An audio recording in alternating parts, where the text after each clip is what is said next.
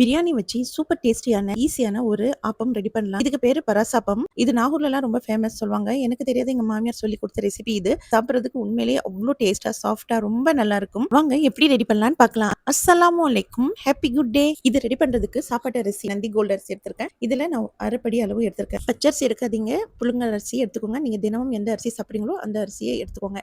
அரைப்படி அளவு ரைஸ் எடுத்திருக்கேன். இது வாஷ் பண்ணிட்டு ஊற வச்சிடலாம்.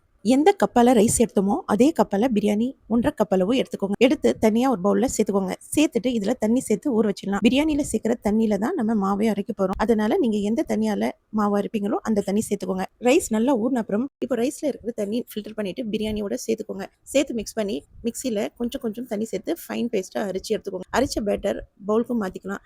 மாத்திட்டு நல்லா மிக்ஸ் பண்ணி வச்சுக்கோங்க. இந்த அளவுக்கு நல்லா திக்கா இருக்கணும். இதுல உப்பு எதுவுமே சேர்க்க தேவையில்லை. Chicken biryani, mutton biryani, beef biryani, vegetable biryani, kuska, அதோட கிச்சடி, புலாவ் எது வேணாலும் எடுத்துக்கலாம்.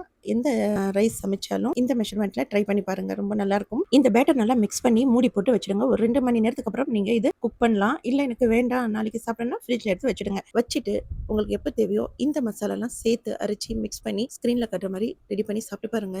உண்மையிலே அவ்வளோ டேஸ்டா இருக்கும். மாவு புளிச்சிருச்சுன்னா அந்த பராசப்பம் அழகா சாஃப்டா வராது. அதனால நீங்க மாவு புளிக்காத அளவுக்கு நீங்க ரெடி பண்ணி எடுத்துக்கோங்க. 2 இல்லைன்னா 2.5 மணி நேரம் வெளியில வச்சாலே போதும். மசாலா அரைக்கும் போது நீங்க தண்ணி கொஞ்சமா தான் சேர்த்துக்கணும். ரொம்ப தண்ணி ஆச்சுன்னா அப்புறம் சாஃப்டா பன் போல இந்த பராசப்பம் வராது. அதனால கொஞ்சம் கொஞ்சம் தண்ணி சேர்த்து அரைச்சிக்கோங்க. அரைச்ச மசாலா பேட்டர்ல சேர்த்து நல்லா மிக்ஸ் பண்ணிக்கலாம். தேவையான அளவு உப்பு சேர்த்து மிக்ஸ் பண்ணி இந்த அளவுக்கு மாவு ரெடி பண்ணி எடுத்துக்கலாம்.